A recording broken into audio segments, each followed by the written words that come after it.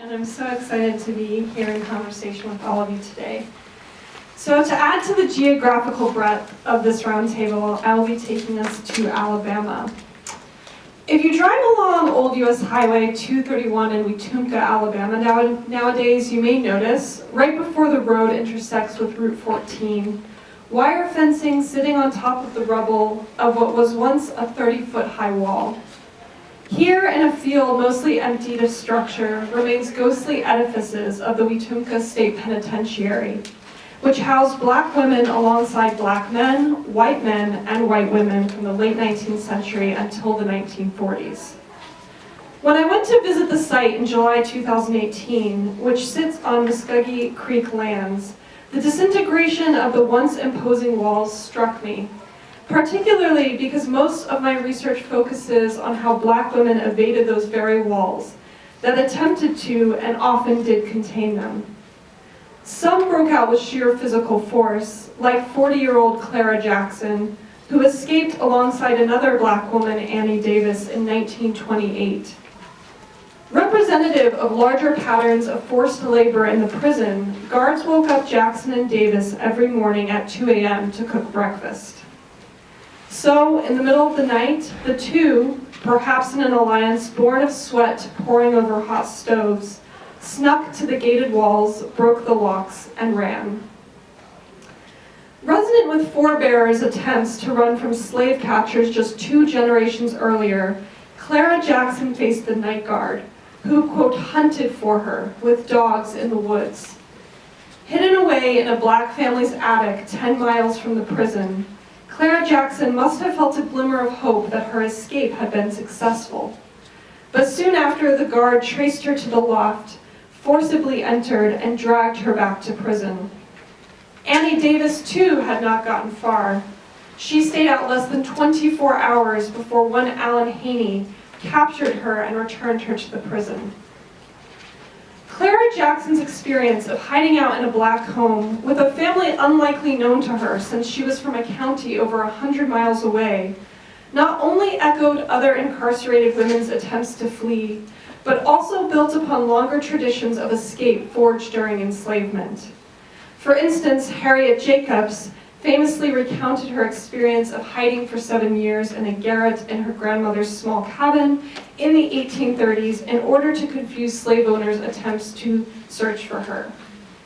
In this way, I locate the congruency of multi-generational productions of white supremacy, or the ways in which 20th century carceral surveillance, like its 19th century antecedents, attempted to curtail cooperative black networks by intruding upon the private, interior space of black homes.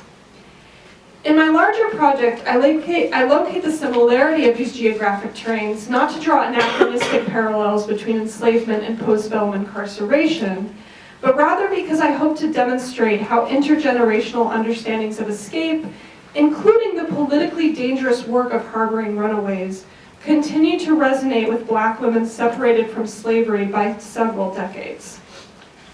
In all of the stories of escape I have found between 1920 and 1950, through documents produced through prison surveillance, veil the interiority of black women even as they offer shadowed glimpses of their maneuvers inside and outside of the prison. In Clara Jackson's case, a single form collapses 6 years of her life into a series of remarks about her behavior in Wetumpka State Penitentiary. After escaping in 1928, she faced 21 lashes, a standard punishment for black women in particular at the prison. She faced demotions in class in retaliation for her, quote, impudence to officers.